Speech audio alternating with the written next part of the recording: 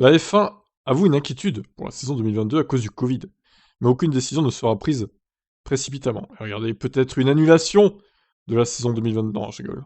Faut pas déconner non plus, hein. Je sens qu'il y a encore des grands prix qui vont sauter, dont l'Australie. D'ailleurs, ils en parlent là.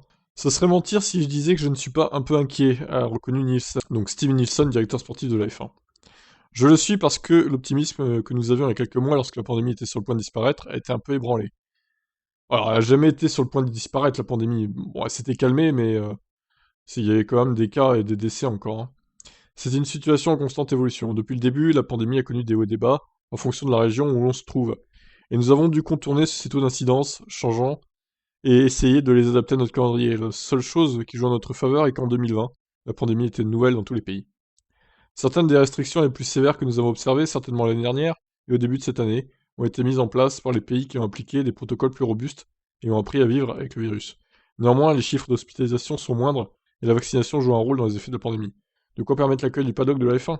C'est ce qu'espère Nielsen. Avec un peu de chance, ça signifie qu'ils pourront continuer à accepter des visiteurs internationaux, ce qui est évidemment une chose extrêmement importante dont nous avons besoin pour poursuivre le championnat. Nous sommes nerveux à ce sujet, je suis à peu près certain que nous pouvons réussir à maintenir le calendrier que nous avons. Mais nous allons le surveiller et nous réagirons si nécessaire. Pour le moment, rien n'indique que des changements devront avoir lieu sur le calendrier de 23 courses prévues en 2022. Honnêtement, non, nous sommes sur le plan A, et nous ne cherchons pas d'alternative au plan A. S'il faut et parce que les choses changent, nous le ferons.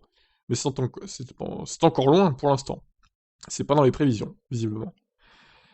Bon, eh ben, alors on sait que l'Australie, avec le Covid, ils sont très restrictifs. Dès qu'il y a un peu trop de cas, ils bouclent tout, donc attention au Grand Prix de Melbourne, qui pourrait être annulé. Bon, c'est vrai que c'était pas le premier de la saison, donc au pire, il y aura quand même Bahreïn quoi qu'il arrive, ça c'est sûr. Mais Melbourne, à mon avis, il va sauter encore, hein.